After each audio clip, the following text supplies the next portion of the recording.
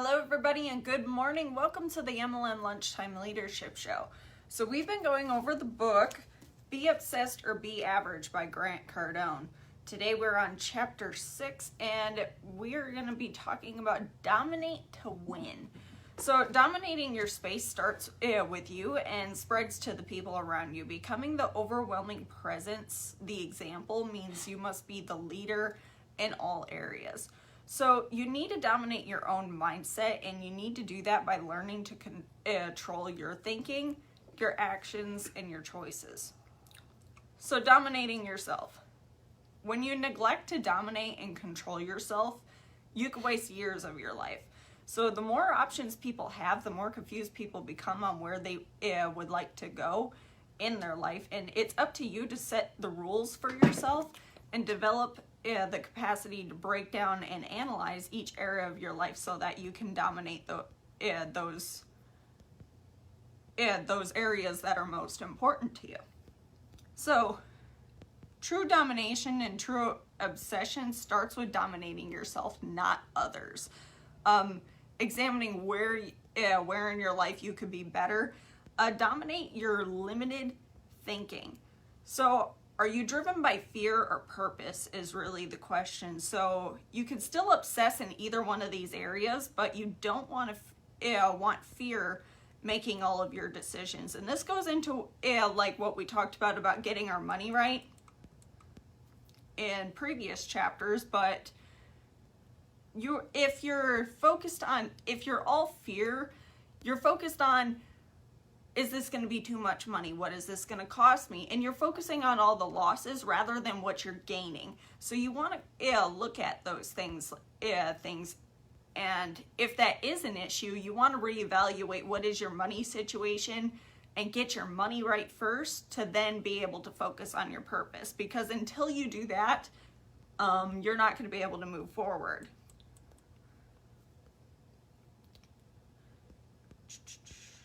Sorry, I tried to find my notes here. And then there's another thing that goes into that too when you're controlling your thinking. Pay attention to the people that are around you. We've talked about this over and over, but I feel like we do have to say this over and over because some of you do not get it. Pay attention to the people who are around you because they are either a good example of what to do or a bad example of what to do. So you want to pay attention. Dominate your time. I don't manage time, I create time. This is something that Grant has said. So you make time for the things that are important to you. My stepdad owns an auto shop. He works 7 days a week. And however, the most meaningful conversations we've ever had were in the car or sitting by the fire pit.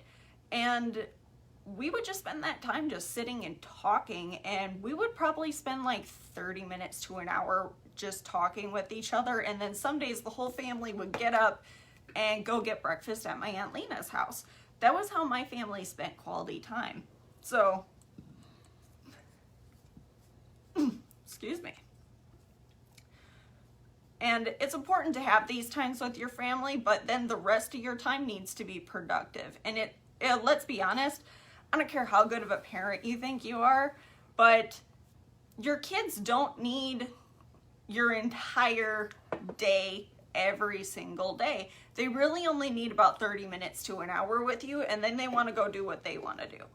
But that little bit of time with them does make a difference. But I'll hear this from a lot of parents. They're like, oh, but I have to have time for my kids. And I'm like, that's okay. Make it a point to have certain times during the day, family time. A lot of times this is breakfast.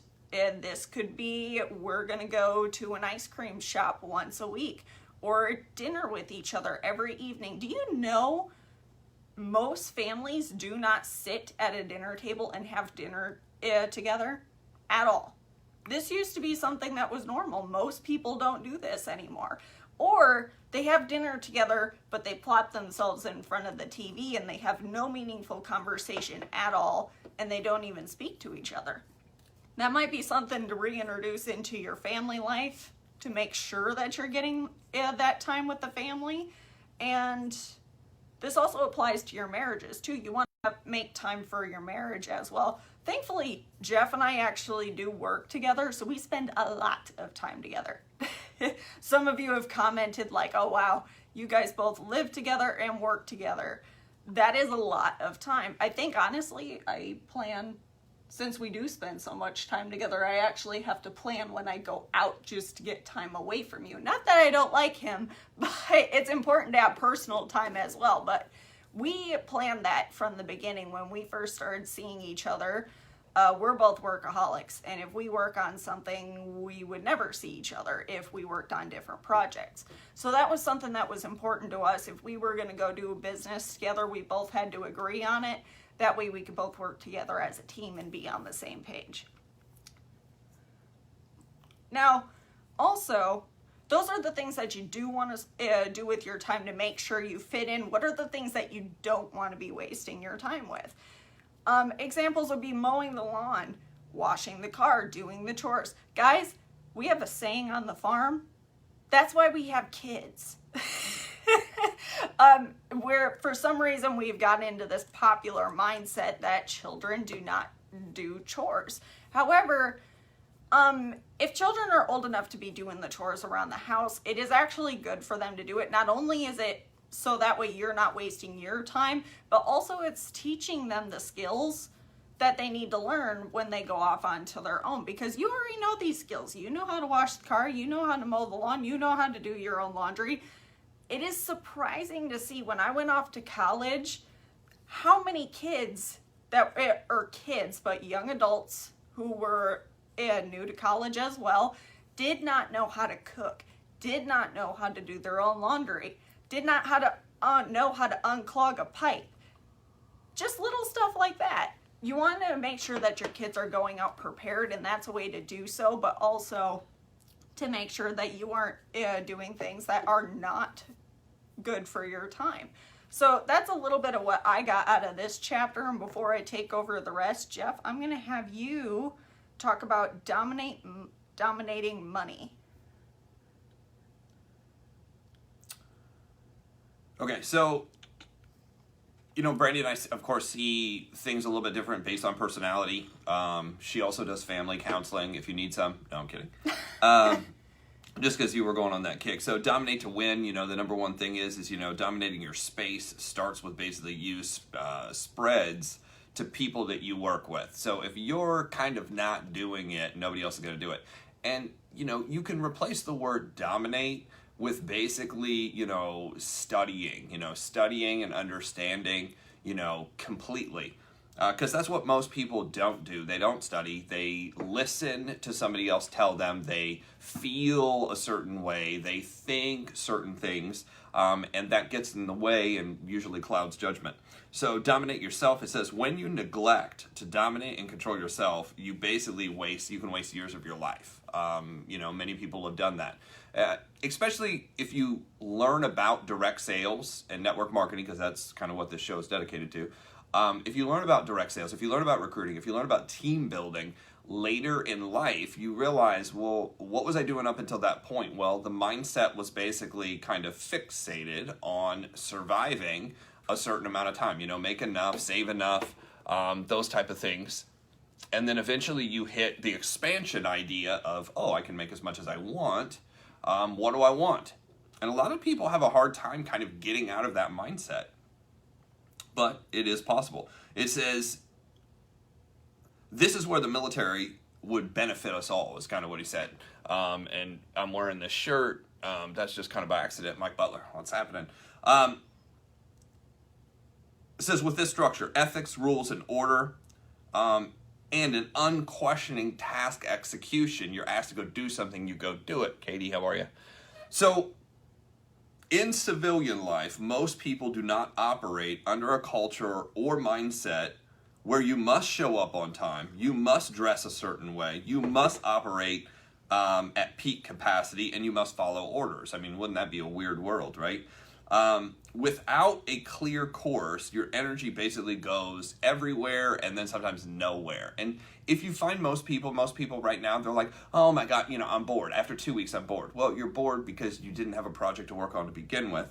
Most people are just showing up and then going home, and showing up and going home.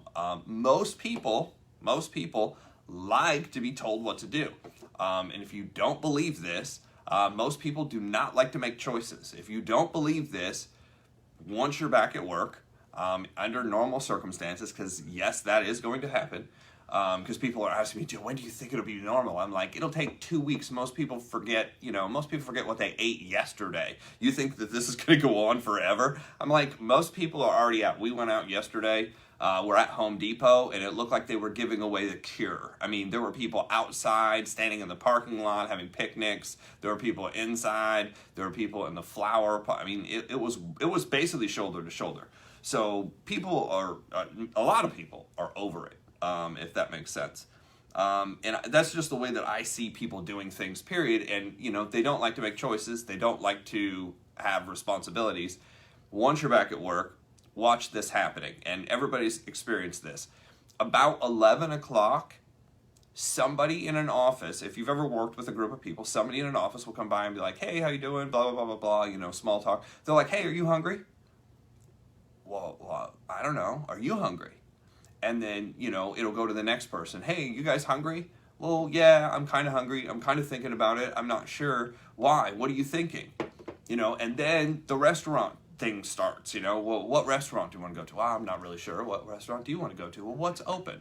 Well, what's closed? Well, I'm trying to eat healthy, and somebody else is like, I just need something fast, and somebody else is like, I don't have time to eat. Nobody wants to make a decision about even lunch. Eventually, somebody's like, well, I don't know what you guys are doing, but I'm going to blah, blah, blah restaurant. And if you want to get in the car, go. One person will make that decision. You know what everybody else says? Okay, there'll always one person who won't go if you have a big enough office. Oh, I hate that. I don't like that. Everybody else is like, well, okay, I can find something there. Okay, great. They didn't want to make a decision. What's worse is you will get to the restaurant, walk up to the line. You think I'm not kidding. I mean, you can see this. You can see this in people driving up in their cars. Hey, what are you going to get? I don't know. What are you going to get? I don't know. Why normally get this? Why normally like that? I mean, you think it's kind of funny in a way, but what it proves is people do not like making decisions. People do not like choosing which direction to go because they don't want to be wrong, and they don't want to be unliked, and they don't want to be unpopular. That's pretty much why. And if people do that with something as simple as what they want to eat, imagine what they do with the rest of their life. So, dominate your thinking. It says, you don't want issues beyond your control basically steering you because you can't control them. Mariah, how are you? So, rein in the beliefs or behaviors that harm you and set you back or distract you. So, dominate your time is next. Dominating time. He says, I don't really manage time, I create it. He says, you must prioritize to monetize. And that's what I've seen most people have done wrong. It's not that there isn't the amount of time to get stuff done. It's that they're really crappy at prioritizing actually what needs to happen first, what needs to get done in what time frame. It's kind of like, well, I'll lollygag doing this, and then I'll watch Lord of the Rings, and then my favorite songs on, and I'll dance around the kitchen, and then I should get something to eat. But what am I going to eat? Well, I'll just sit in the kitchen and stare at the refrigerator. The refrigerator. If the refrigerator had a voice, I saw this yesterday. It says if the refrigerator had a voice, it would walk over and be like, "What are you doing here again?" It's kind of funny, but right now it's really true. I don't know if you've ever just opened the refrigerator and is walking by just like, oh, I wonder what's in there. Like, you don't know. You're not the one who bought the stuff that's in there. You must prioritize to monetize. It says, look for opportunities to work together and grow. One way to optimize time is to basically spend it together while building a business. Imagine that. So this kind of comes into direct sales. If you're going to go out and do something in direct sales right now, it's kind of a little bit more difficult. But if you're going to go out and do something like you're going to make calls, or you're going to make sure you have somebody with you. Now, you can do this via Zoom, right now. You don't have to have somebody physically with you. Lately, I've heard people actually driving and showing up in a parking lot, sitting in their own cars, and kind of that's how they're doing it. Whatever works, if you have the gas money and can do that, great. Go to dinner with potential reps. Well, right now you can't do that, but when it starts. It says stop wasting time on tasks that don't matter. Really cool project that happened. There was a consultant that came in when we were in the loan business. Now, when we were in the loan business, this was years ago, but it's really good information. We were in the loan business, and a consultant came in that was from one of the lenders. And the lender goes, basically, what we're going to do is we're going to write down everything you've done in the last 90 days. And we went back and started writing down everything we did in the last 90 days. Who we went and saw, what realtors we contacted, because we were talking about the mortgage business. So who did we see? Who did we spend time with? Who did we have come in? And we went back 90 days because everybody had a planner, and just checked to see what was going on. He goes, here's what you're going to find. Half of the people that you spend time with on a regular basis will never give you business. Never. He goes, go back and look at the list of people that you saw and figure out, have any of these people ever given you business? Why do you hang out with them? Because you like them? Because they probably compliment you in some way, or they're fun to talk to, or they have great stories, or they're humorous, but are they ever going to give you business? The answer is no.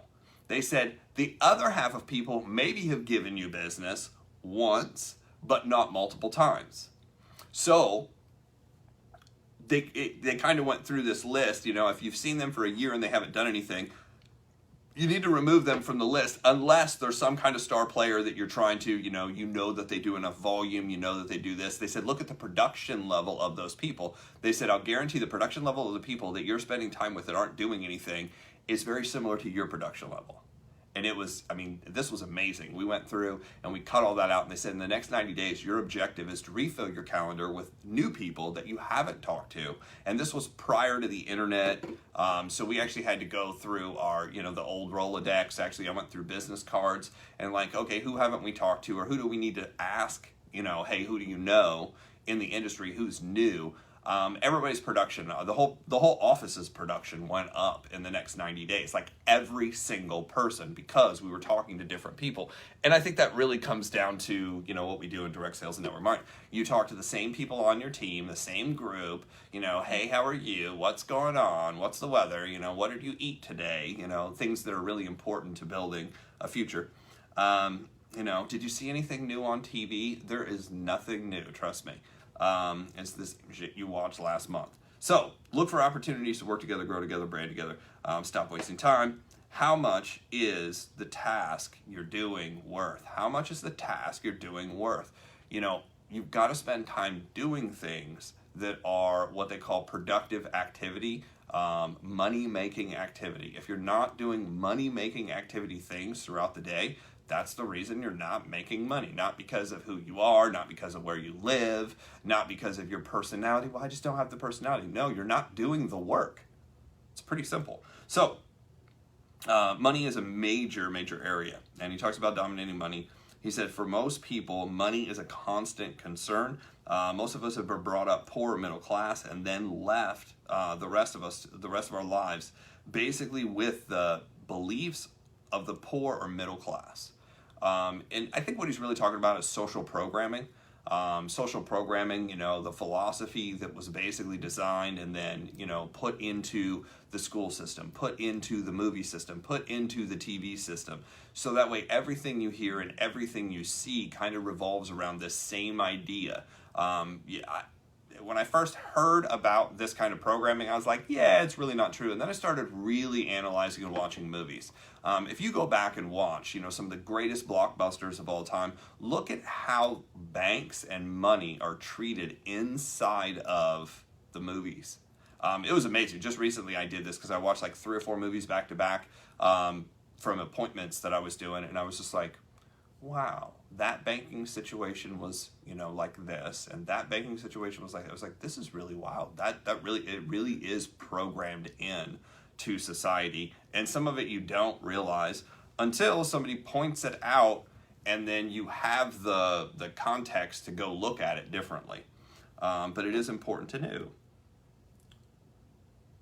Your job is basically first to get your head right and then figure out the money. So, how money confident are you? And how money competent are you? What is your money mantra? What do you think about money? how much is a lot of money to you? I ask this all the time. I was like, oh, how much is a lot of money to you? People are like, oh my gosh, that's a lot of money. I said, well, how much is a lot of money to you? You know, certain people do deals in the multi-millions on a regular basis. Like, to them, unless it has a B, you know, $1 billion, it doesn't make, and I'm not talking about politicians borrowing and printing money. I'm talking about people doing business. There are people who do business where a big deal hits the billions. That's a big deal, or 500 billion. You know, because there was a guy actually just recently that borrowed 500 billion from the Saudi government to actually create a new city in the middle of a desert. So that's a big deal, you know, and you're over here going, well, you know, $100 is kind of a lot of money. Well, compared to what? By the way, money is printed, so there's no lack of it. You know, people are like, oh my gosh, they're going to run out of money. You can't. They're printing it. You can't, unless the printing press breaks, which they can buy a new one and create a new one. Well, you probably have to borrow money for that too, but you know, you can print a new one. There's no lack of money. Money is a made up thing. And if it's a made up thing, you can make up more of it. Yes, I know there's inflation and taxes. I understand all that. Well, I don't understand it all, but you know, I get the fact that there is inflation, but you can keep printing it. So there is no lack of it. There's no lack of it for one specific group of people or you. You can make as much as you want. So how do you act when you see the price of something in a store or restaurant or online on Amazon right now? Oh my gosh, that's so expensive. Well, think about that when you say that to yourself. What are you programming yourself to do? You're programming yourself to be broke. Now, it doesn't mean you should buy it. It doesn't mean you should be irresponsible. But what is a lot of money to you? Well, here's what I found. Most of the time, a lot of money to somebody, they equate the time they've spent to acquire the money with how expensive stuff is, right? I mean, because when you're growing up and you only have a few dollars, $20 is a lot of money to you. Eventually, you know, if you have a career of any kind, you know, $20 seems to be still, I mean, it's still important. Like if it was missing, you'd be looking who has my $20. But it's not as important. And, you know, if you start doing financially well, you know, $50,000, $70,000, which is what most people would consider well, it's the beginning of, you know, being able to make choices.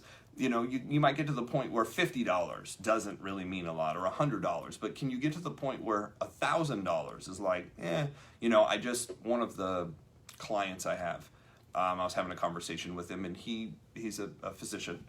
And we were talking about he's building another office. That's what all this going on. He was building another office, and he's like, well, you know, I went to the architect, drew up the plans to kind of see what the build out would be on this. I think it's like 4,500 square foot building, and the realtor was trying to pressure him into doing stuff faster and this, that, and the other thing, and try to close the deal, because obviously the realtor's trying to get to his money.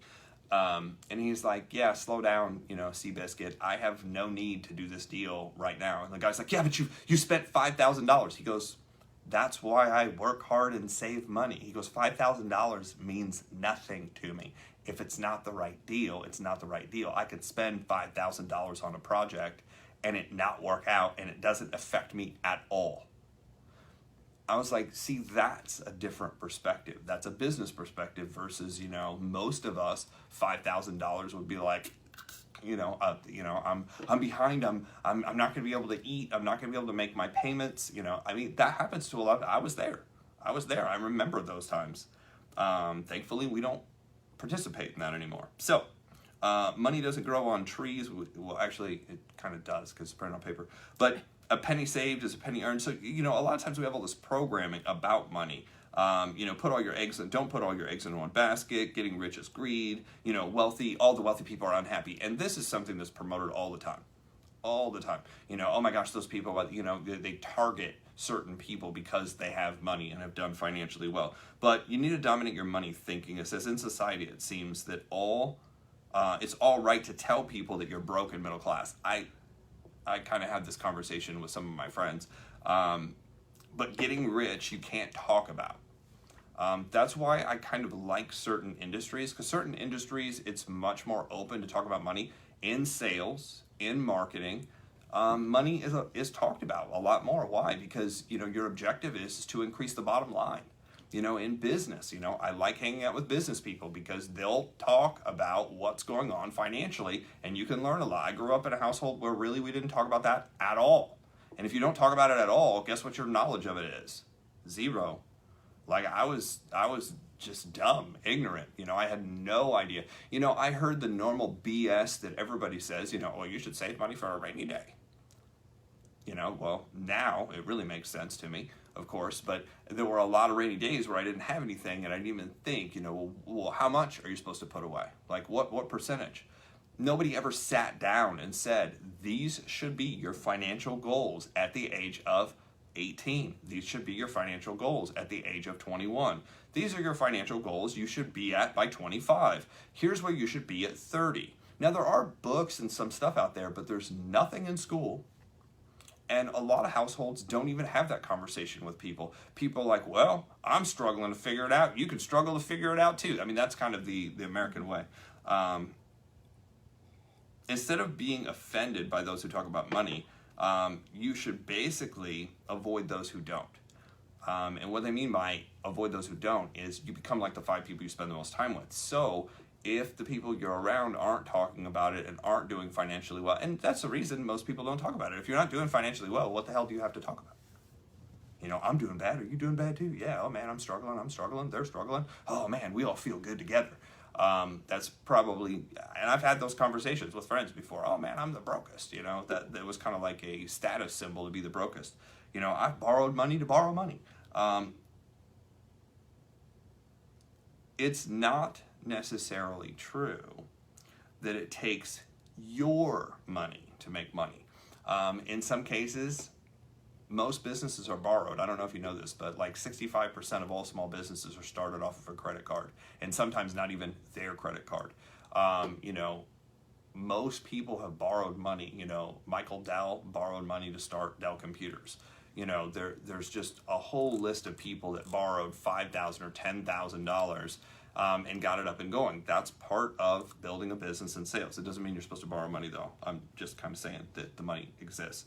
The truth is that it takes courage to make money. 80% of millionaires today are first-generation millionaires. So for those of you who think everybody's just inherited money all the way down, 80% are first-generation. But I'll also tell you, if you weren't born in the United States, you have a 4 times greater chance of becoming a millionaire in the United States if you weren't born here. Why is that? Because you don't have our programming, which is actually a good thing. So don't be a mere spectator when it comes to making money. Most people don't have money because they believe there's a shortage of it. Obviously, if you believe there's a shortage of it and you take more and there's less for everybody else, then it impedes you to go out and pursue it because you don't want to take from anyone else. You're not taking from anybody, they're printing it. It's not real. It's not even, it's based on, look at, go read the money that if you have some, go read what's on $1 or $10 or $5. It's like the idea of money. It's backed by faith, good faith. Good. It's backed by nothing. Nothing is based by the thought that it's worth blah, blah, blah, blah, blah. It used to be based on gold, but we took it off the gold standard. Funny enough, the person who argued that got shot. So that's unfortunate, but that's what happened. Money is everywhere, and my goal is basically to get mine. That's kind of what Cardon says. So dominate money and the thinking around you. If your obsession involves building a great organization and not just working by yourself your whole life, you must become obsessed with not only making money and making it a friendly topic around the people you're with. That's how you're going to grow. That's how you're going to grow, to do financially better. Grant has a cool thing where he's been taking people for years out of situations where they're not making anything and basically making them super successful. And he's like, here's how to do it. Here's the amount of money you want to make, and here's what you want to put away, and you want to build that up to a certain point to be able to invest. What to go into, that's up to you. There's a lot of things out there. And by the way, guys, there are people still making money. I've recently talked to people who did not lose money, even though the stock market did what it did. They didn't lose money. You know why? Because they weren't in the crap that gets sold to average people. They weren't in any of that. So, it went down a little bit, but it rebounded. The stuff they were in rebounded right away. They're like, yeah, it really didn't affect me. Where is everybody else at on that page? What does your 401k look like? What does your Roth IRA look like if you have those things? Those are good things to look into. So dominate your area of expertise. Become an authority on something out there. What do you do better than anybody else? What do you do better than anybody else? What is important for the world to know about you? Like, what do you need to tell people? And who do you need to tell it to? Next, break down each category into subtopics. So he goes, dominate your brand. And when he's talking about breaking down each category, he's talking about breaking down each category of life. Like, what are you doing? What are you into? From your wealth to your health. Break down these different categories and figure out, what do you need to dominate right now? Some of you need to dominate health. You got to get healthy to be able to work. Prioritize what's important right now. It may be your health. It may be spending time with a loved one. It may be a relationship you need to build or rebuild. That may be the number one thing. I think probably all relationships have been tested right now with the amount of time everybody spent together. You're really seeing, okay, how well have I been doing? When you have to, isolate yourself for 30 days or whatever and spend time together. Some people still have another month or so of this, so it's going to be interesting. Personally, I don't think it'll last that long, but the reason why so many people fail in marketing is they underestimate the effort required to dominate their niche. How much does it take? I talk to people about this all the time in direct sales and network marketing. This is why I basically went generic to, with Bess, and that, leads into what we do. That's why we went generic with Bess to start the MLM Millionaire Club, is just simply because I realized there were so many people out there with kind of the wrong idea of what it takes.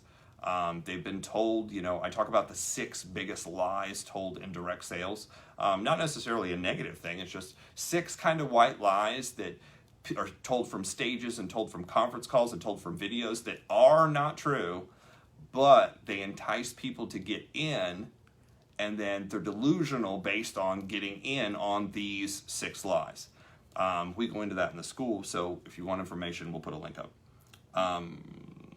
Start by choosing which platform you want to master when it comes to like social media. Which platform do you want to master? And here's the thing, master one. People are like, what are the 5 things? What are the 5 platforms I need? I was like, you're not even doing one of them well. Why don't you pick the one that has the most traffic and just stick with just that one? Just that one. That's it. Until you master it. What does mastery mean? Mastery means you're able to recruit on demand. You're able to get customers on demand. If you're not signing, here's the thing, if you're not signing people up on a weekly basis, not yearly, if you're not signing people up on a weekly basis, you have not dominated that platform. Stop jumping around. And I can raise both hands because I'm done. Build a tracking chart for what you're posting. If you post 5 times a day, do Roman numerals. Okay, I got my 5. That's today. That's that platform. Eventually, if you do that for 30 days or 60 days or 90 days, it does have an effect. Now, what are you posting? You need to dominate your space and figure out what you're going to post about. Is it going to be financial tips? Is it going to be business tips? Is it going to be recruiting tips? Is it going to be team building tips? Is it going to be about your product? You need to pick something, not 1,000 random things, just a few. About 3, right? Yeah, about 3. And to go into that too with the posting, I was actually rewatching a video by Gary Vaynerchuk. And when you're posting content, don't just post a link or just a picture. A common mistake when people post a lot of content is you don't make the content yours. You're constantly borrowing things. You need to put a comment of your own or your own opinion on what's going on. So I'll just say, example, Instagram. A lot of people put a picture up and just put a million hashtags right there, but there's no content. If you look at anybody with a large following, you'll always notice that with a picture, they do talk about something. At a minimum, 7 sentences, but you want to have almost like a little mini blog post right there. You want to give something for people to follow, because then you're showing that you're a professional in your industry, and also you're showing that you're one of the people that know what they're talking about. And that's what people want to follow, not just somebody who posts 100 pictures a day. You don't want to do that. There has to be actually valuable content there.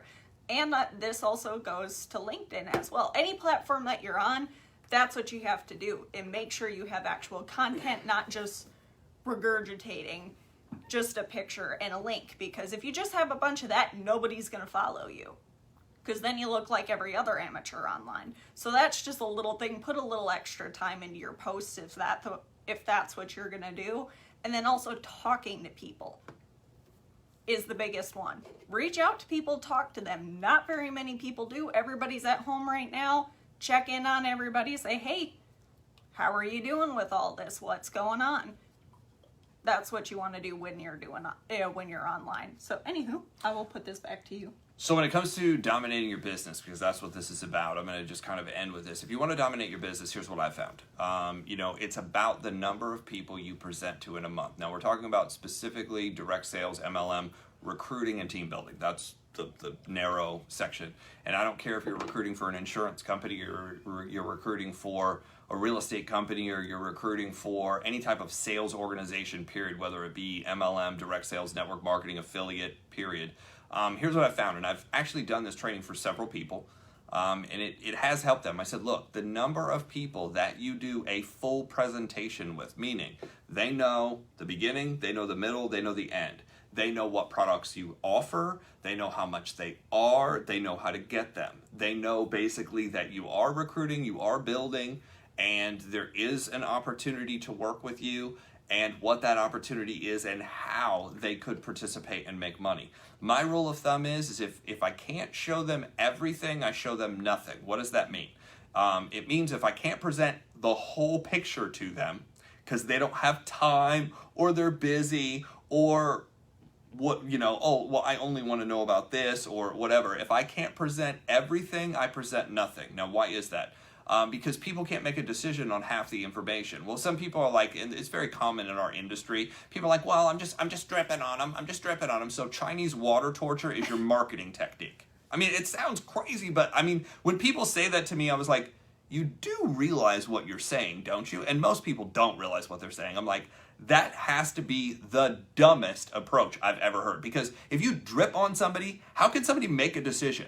Other than you being annoying, and giving out little bits of information on stuff that they can't make a decision. Your objective is to do an entire presentation. Now, here's the numbers that I found work inside of every business.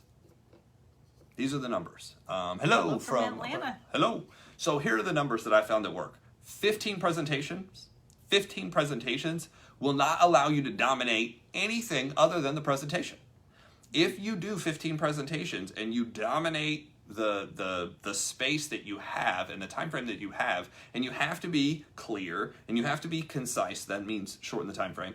It has to be within 15 minutes. If you're drowning on about something and not getting to the point, that's not good. You need to have a concise presentation.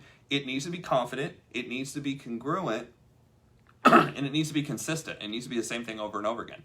And it needs to cover all the stuff that you're supposed to cover. You're supposed to cover what your company is, what the need in the marketplace is, what are you providing, what are the products that you have, what is the compensation that you offer, and what is the timing and the talent. If you're not covering those 5 things in a presentation, then somebody can't make a decision. 15 presentations will get you going.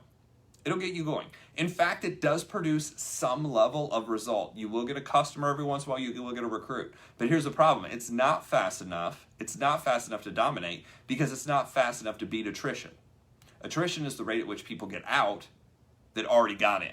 It's not fast enough. So what you have to do is you have to bump from 15 presentations up to about 30. 30 presentations will allow you to start dominating. Why? Because you're going to break the threshold of attrition. That's first off. The second thing is if you're doing a presentation that often, if you're doing something once a day for 15 to 20 minutes, guess what? By the end of 30 days, you're pretty good. But by the end of 90 days, you're better than 90% of the people in the industry because you've done almost 100 presentations.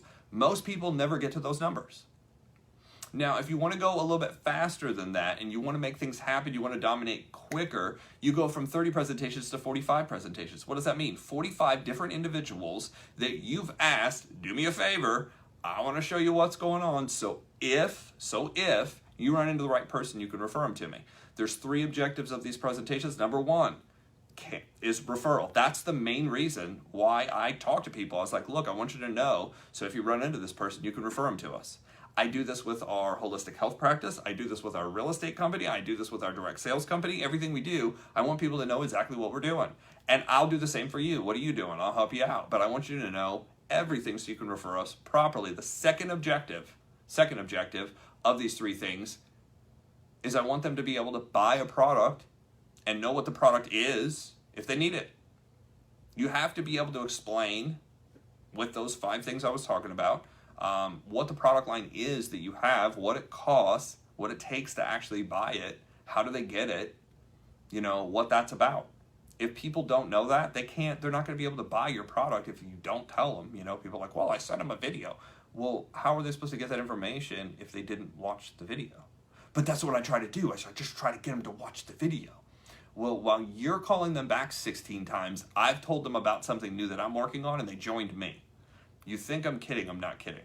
Because look, we're all connected online, right? So as I see people interact, I'm like, oh, that'd be a good person to go talk to. Based on what you're posting. If you're posting crap, I don't talk to you. Why? Because I don't want people like that on my team. I don't want to have conversations with people like that. I want people who are actually positive, going somewhere, have goals, have dreams. If you're bitch whining and crying about everything, you're not the person I'm coming after. So the last thing is they have to know basically there's an opportunity and what that opportunity is and what it takes to actually join, start, you know, get in, whatever you want to call that, you know, register. That'd be a good way to put it. How to register, you know, how to grab a spot inside of what you're doing. So that's the 3 objectives of those presentations. You can do 15 and you're kind of crawling, right? Everybody's going to pass you. If you get to 30 presentations, what we call that is walking. You can walk from here to the edge of, you know, the continent you're on. 30 presentations. When you get to 45 presentations, we call that a run. Because, I mean, you're not sprinting, but you're running. And then 60 presentations plus is what we call sprinting. If you do 60 presentations in a 30-day period of time, what happens is not only do you break attrition, not only do you break through to well, that's what you do, is you break through to momentum. Momentum is something interesting. Momentum will take you further and make people look better than they actually are. John Maxwell talks about this. It's one of the 21 laws of leadership. Is momentum is such a powerful thing inside of any sales organization that if you can catch momentum and keep momentum and basically keep extending momentum, meaning you're going faster and faster and faster, is keeping an unbelievable pace. But here's the thing, you can't sprint indefinitely. You know, you want to sprint for a period of time inside of direct sales. Like when you're really ready and you say, this is it, I'm going, you need to hit that 60 plus barrier. If you hit that 60 plus barrier, you will have results.